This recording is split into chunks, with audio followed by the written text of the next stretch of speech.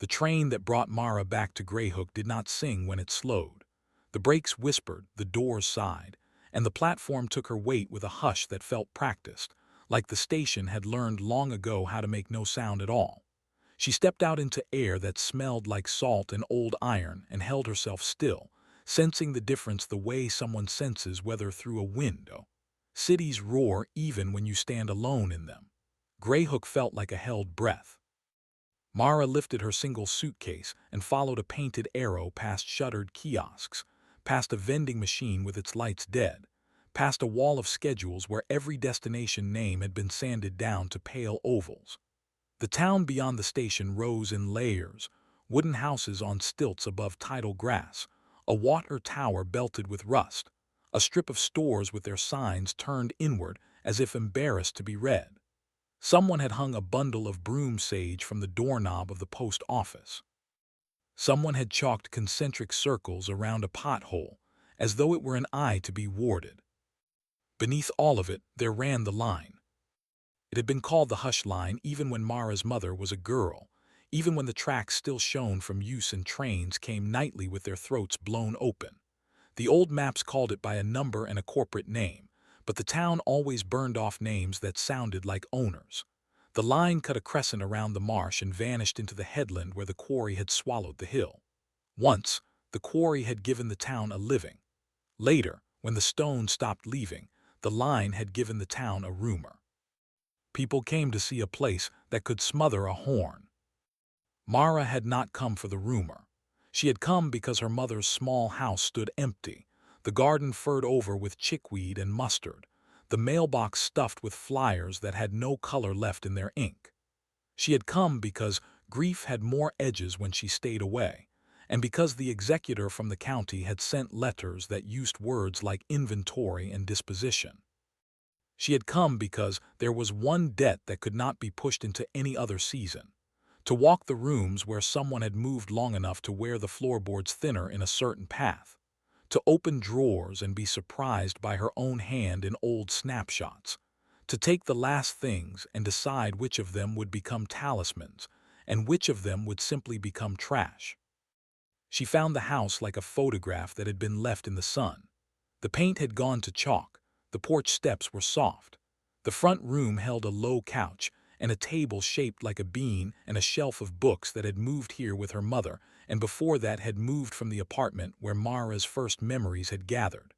A string of black stones hung above the door like a rosary for a religion without a person on the cross. Mara reached up and touched them. The stones were smooth, with little holes at either end where string had tunneled. They felt like river-worn teeth. She stored the suitcase and found the circuit breaker and let light into all the sockets. The refrigerator coughed once and pretended to have always been alive. The house picked up its own small sounds as though relieved to have them back. A drip under the sink, a board that chirped when she stepped on it, the fan in the bathroom with a whisper like paper rubbed between fingers. She stood in the kitchen doorway and waited, an old superstition waking up inside her. In cities she had trained herself to ignore noise. Here she listened without meaning to. She counted 3 gulls splitting the air outside, their wings striking, their bodies scooping cross-sections from the light. She counted the way the water tower pinged as metal adjusted to afternoon. She remembered suddenly how Greyhook taught its children. Certain sounds were good, certain sounds were not. Her mother had taught with a level mouth and a taste for ritual. The first trick was never to whistle while walking down to the marsh. The second was to wear the cloth when fog lowered, a square of gray wool tied to the face, a muffling that took words and turned them into hum. The third was a thing woven into her childhood so tightly she had not been able to see it as a separate strand. When fear rose, do not speak. It had been made into a game on summer evenings. Mara had sat on the steps and bitten her tongue when boys on bikes hurled challenges, when the church bell dropped its notes onto the street like stones, when distant engines should have howled and did not. She had 1 point for silence. That was the shape of the habit now. Grief knocked. The habit told her to meet it without a sound. She slept her first night on a pallet in the front room because the bedroom smelled of camphor and the shut throat of old closets. The wind came up after midnight and flattened itself against the sides of the house. The marsh took the wind. The headland caught it. The railroad cut bent it into a current that curled and eased the way water does around a rock. Mara woke once to a floorboard's small remark, and lay there with her hand on her collarbone, and knew that the line was still there, even if her memory had turned it to a myth. In the morning she found the old scarf folded in a drawer by the sink, the gray wool soft as if it had gathered the oils of years. Next to it lay a notebook with a brown cardboard cover. The first page held a list in her mother's careful hand. The list did not say groceries or things to do.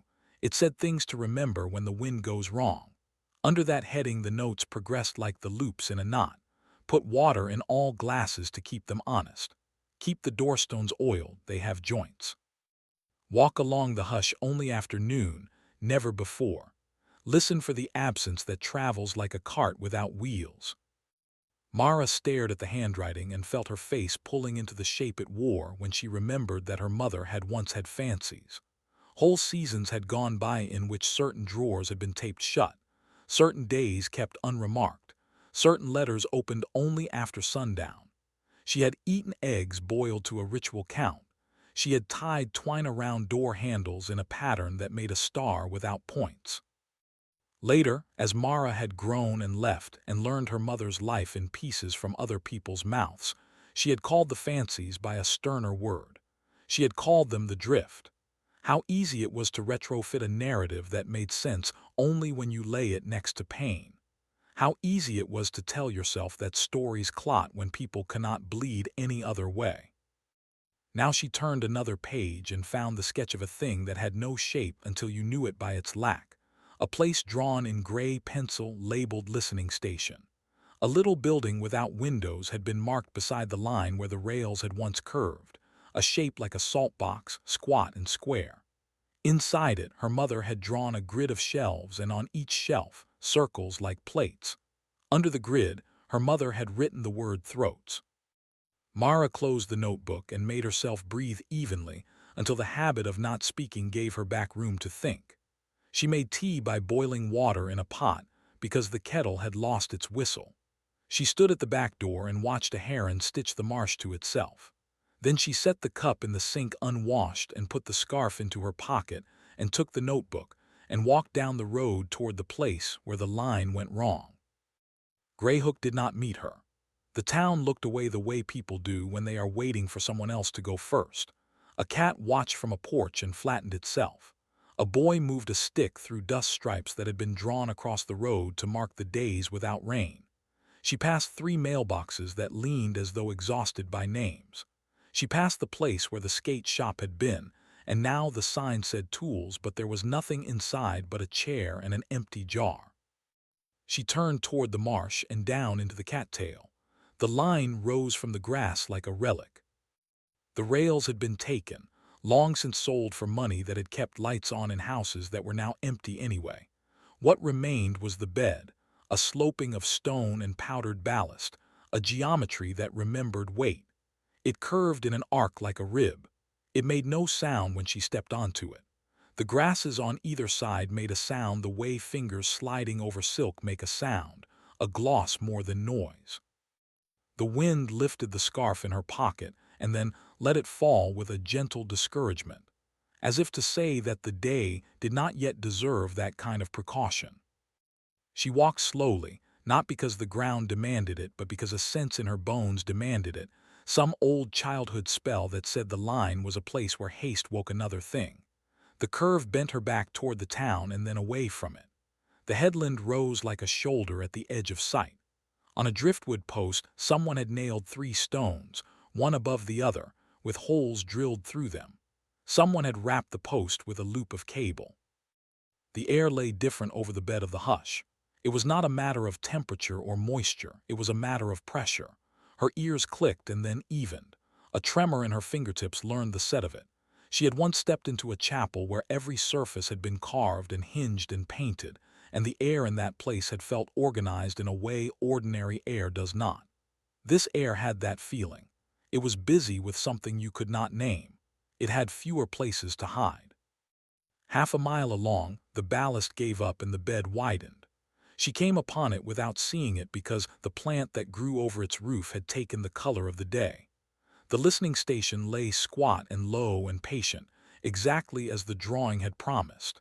It had no windows and only one door, which stood slightly ajar, a triangle of black cut into. At home, the house looked relieved to see her, which was ridiculous but also true. The refrigerator had collected a thin frost around its inner mouth. The fan in the bathroom had settled to a tone that felt like a statement instead of a question. Mara set the notebook on the table and took out the thread. She laid it like a vein across the page. She held the little scarf between two fingers and considered it as if it were a tool and not a relic. Then she did what loneliness does. She began to move objects until the world felt like a set she might act inside. She found a jar and filled it with water and placed it in the center of the table. She took 3 stones from the string above the door and set them in a row in front of the jar. She put the thread beside them. She took down her mother's kettle and turned it in her hands. The missing whistle was not a break. It was an intention. Someone had carved out the whistle's mouth. Someone had decided the kettle would never announce itself again. Mara set it on the stove without filling it and warmed her cold fingers over the burner flame. She thought of the plates in the listening station and how each had a name and a date and a chalk mark. She thought of how a chalk mark can be erased and a date cannot. She thought of her mother holding a string and a stone and tying a knot around a thing that did not appreciate knots. She thought of the rules that had bordered her childhood like fences around a harbor, rules that had softened calamities and given them pleasant shapes. She stared at the thread and felt a weight in it that had nothing to do with material mass. In some way that would embarrass her if told out loud, she felt the room attend. The first night Mara was born, the line had taken a man 2 streets over. That is what the neighbor who smelled like gasoline had said. Mara had not been told this by her mother. She had gotten it like a splinter in play, a sliver that worked under skin until she could not ignore it and then had to extract it ungently. The neighbor had called Mara a lucky tide. The neighbor had placed a coin in Mara's palm and pressed her fingers closed around it and said to keep it shut for 1 hour. Mara had never kept anything shut for the exact amount of time called for. She had opened her hand at half an hour and found a different coin than she had expected, slick with the neighbor's sweat and strange in the way a flea market ring is strange. She had lost the coin later and looked for it in dreams for years. That was how Greyhook operated. It placed objects in hands and left other hands free. Late afternoon tilted into evening, and the marsh turned the color of metal about to be struck. Mara drank water and ate 2 apples and opened a can of soup and did not heat it. She sat on the floor and let the house creak around her. She tried to imagine her mother walking to the listening station with the scarf tied over her mouth and a string of stones coiled in her pocket like a set of captured minnows. She tried to make sense. Sense came as close as a cat and then walked away with its tail high. After dark, she lit a single lamp because Greyhook taught economy even to those who did not live in it long. Across the street, a window showed a light the color of cigarette smoke.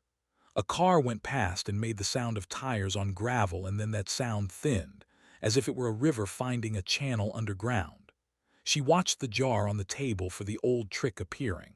When the hush walked, water sometimes quivered. People kept glasses filled not for drinking but for the reassurance that surface tension gives. Fear liked things that could be seen. Water could be looked at. Air could not. She went to bed with the scarf around her neck and the notebook under her pillow. Sleep found her as if she had sent for it in advance. Dreams came in shapes that had the right from birth to enter this room. A corridor with a floor like wet slate. A shelf of circles catching light where no window was. In one dream, she stood on the platform back in the city and looked down to find the yellow line that warns you away from the edge had been peeled up and rolled like a ribbon, and was moving toward her feet without touching them. In another, she sat at the table and put the thread in her mouth like a piece of grass, and when she tried to pull it out it held, and when she pulled harder it hummed, and then the hum lifted the roof off the house like the lid of a pot. She woke sweaty and still as if being watched. but the only watching present was the sympathetic unsettling that comes after a bright dream. She sat up and told her hands not to shake and told her heartbeat that she had woken many times in many rooms with this same foolish panic, and then noticed that the jar on the table was making very small rings, the way a pond makes rings when a small fish touches it. The rings were not from traffic, because there had been no sound of traffic. They were not from the refrigerator, because the refrigerator tended to state its case in longer waves. They were not from the fan. They were from the absence that traveled like a cart without wheels. Mara went to the door and opened it and stood on the porch in bare feet with the scarf pulled over her mouth the way someone might put a handkerchief to their face to keep from breathing the dust of a collapsing place. The night lay on its side across the marsh. Stars had drawn themselves into a shape she did not recognize because Mara had never been good with the bureaucracy of the sky. Far to the left, the fog had crept closer and lay low and patient, trimmed thinly with the half-moon. The hush came like weather. She had always thought of it that way, something that you could feel in your knees when you were old. Now she felt it in the way every sound she expected arrived a fraction late, shorn to a featureless smoothness. In the street, a dog trotted with its mouth open, panting with quiet that looked like a trick. On a power line, a bird opened its throat and threw nothing. The breath of the ocean reached for the houses and was turned aside politely. The hush had come in. It had windows to visit. It had jars to touch. It had throats to listen to. Mara stepped back into the house and laid a hand on the notebook, feeling a stupid wish for an authority that could bless or deny her next movement. There was no authority but the habit, and the habit told her to make herself small and to make her mouth small and to make her thoughts walk in single file. Instead, she picked up the thread. It lay slack across her fingers with the indifference of monofilament. She tied one end of it to the stem of a spoon and set the spoon across the mouth of the jar so that the thread hung like the plumb bob of a careful mason. The thread touched the skin of the water and dented it a little. She sat down in front of it like a believer sitting in front of an icon. The thread did not hum. The water did not ring. Time drifted in a long piece. Then something touched the far end of the thread, wherever that end now was, and the feeling traveled through the thread and into the spoon and down into the jar. The spoon trembled with a motion that did not belong to her house. The water gathered its rings and then let them slip. Each ring went to the glass and then disappeared as if the glass had eaten it. Mara's ears filled with the sensation not of noise, but of everything that could be noise deciding to wait. She waited with it. Across town, the church's bell tower had long ago been converted to a place to signal, but no one went up at night anymore. Up there, the bell sat with a rope tied to it in case a body needed to be brought through air quickly, a remnant of a day when rope did more of the work. The bell's mouth was stopped with wax. Greyhook had learned its lesson. Bells draw attention. Attention brings the hush. At the listening station, the shelves looked like ribs and the plates like organs. The chalk marks on them held their small decisions about time. One of the plates, the one with the neighbor's name, shifted in her slot the way a dream shifts a person's breath. No one was there to see it. The shift unseated the chalk dust gathered in the etched letters. The dust drifted down in air that did not know quite what to do with it, and then settled and made the letters a little darker, as though renewed. At the cut, the wall breathed. The place where the thread had anchored loosened itself a tiny fraction, something like relief, something like a fireplace settling after a hot day. The hole that had held the thread did not close because that is not the way stone behaves. It accepted the change and passed it on to the layers behind it, the way stone does, the way bodies do. The hush made its oldest shape around the headland, the shape that had taught the town how to bind its mouth. For a long moment Greyhook floated on its own quiet, as if on a raft in thick dark water. Mara watched the spoon. She had the feeling she used to get in laboratories in school when she had been tasked with heating and watching a thing change states, and the thing had been mailroom wax or salt or a small cube of gelatin, and she had wished for it to become molten or crystalline faster than it intended to because the waiting embarrassed her. She had never liked anyone to see her wanting. Now there was no one to see her except the house, which had seen much worse. She watched, and time worked the way it always had, and the spoon trembled again, and the water took the tremble and translated it into rings with the same seriousness a parliament gives to paper. Her breath thickened against the scarf. She pulled it down and tasted the small metallic flavor the town gives to air when it feels watched from above. Then there was a moment in which Mara felt her throat go wide open, the way it goes open when you need to swallow something too large, or cry, or sing, or scream. She was. Mara closed the notebook, because closing it felt like the only answer. She stood up and the room stood with her, and the house made its little going about its business sounds, which she catalogued reflexively into the 2 bins Greyhook had given her.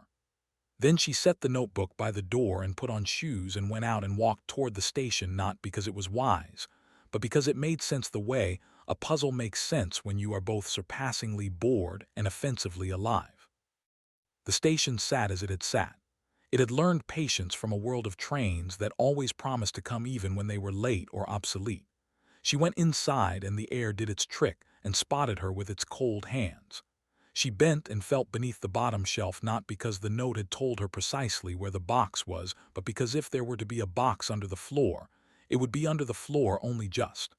Her fingers found a ring in the wood, a handhold set inboard flush. She tugged and the board came up on a hinge, revealing a cavity about the size of a short coffin.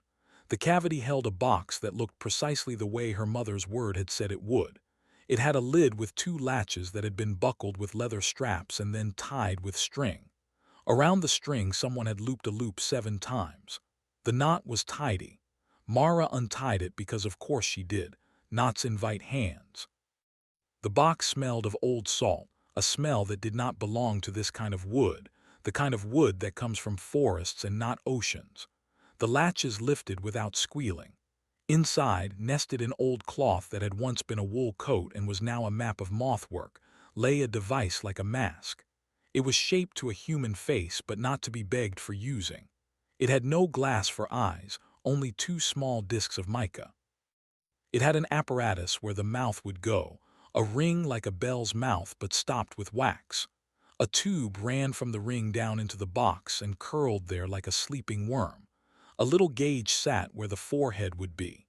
Its needle had been painted red at the tip, and the red had worn from touching. Along the inside of the box lid, someone had carved in neat, tight letters a set of instructions that began with a phrase so oddly positioned in Mara's experience that she smiled with no sound. It said, "Do not put on in a house." It said, "Do not put on in the open marsh." It said, "Do not put on when the wax shows signs of cracking." It said, "Do not let children or animals touch." It said, "Do not be the first to use." It said, "Do not be the last." It said, "Walk to the cut and face the wall and listen for the absence that has your name in it," which is to say a pattern shaped like a hole with exactly your outline. It said then, and only then, choose to lift the mask or to close the box and return to living. Mara set the lid down with care. The quiet made a level floor across which her thoughts could roll without catching. She sat on her heels with the open box in front of her, and the shelves behind like people in a stadium waiting for a thing they have paid to see. Her mind performed its old swivels, the first being that this was nonsense, and the second being that she would of course try it, and the third being that she would very plausibly be punished for trying, and the fourth being that she would feel much worse if she did not try and learned later that the trying would have saved some smaller thing from happening. She got to her feet and set the lid down and lifted the box from its hole. It was heavy as a made object that someone has cared for is heavy, the weight of care as different from the weight of mere matter, as emotion is from accounting. She took the mask and closed the station door with the toe of her shoe and walked the bed of the line, and felt the way the air wrote its small messages against her skin. In the cut she stood with her back slightly bent, because she had hit her head once as a girl in a passage like this, and had never quite forgotten the angle of it. The wall stood where it always had, with its shallow dish and its center hole and its absence of a thread. She waited and looked and waited again.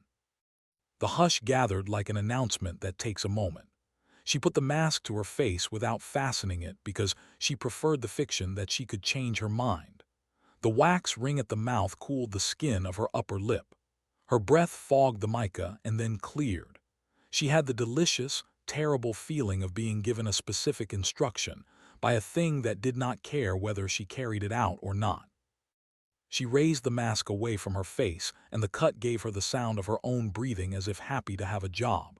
She tried to name the fear and found it more a shape than a name, the way shadow works when it refuses to become exactly the shape of what cast it. She lifted the mask again and fastened the straps loosely. She placed her mouth against the wax ring. She reached up and with one finger pressed the ring. The wax did not give. That comforted and disappointed her at once. She stood with the mask on her face and listened for the absence that might vaguely resemble her name. It arrived in a form she understood from messy human life, not from myth.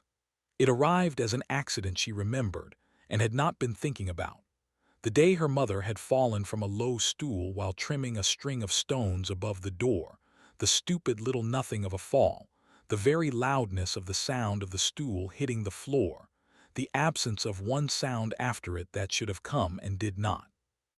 It arrived as the absence of her mother saying the name of God backwards, which was how her mother marked the irritation of a harmless injury. It arrived as the little O her mother's mouth made when saying "oh" and then laughing. It arrived as a tidy hole cut in a day she had lived and never forgiven herself for leaving unembellished. It arrived and pressed itself like a salt lick under the mask. Mara set her hands against the wall. The slight damp soothed her palms. She put her mouth against the wax and felt the wax's temperature adjust a little toward hers. She pressed the ring again with her finger, and this time a seam in the wax yielded as if some tiny mechanism had been persuaded by a tiny argument. Her breath went into the mask and did not immediately come back. It met a pocket of air that had the wrong weight.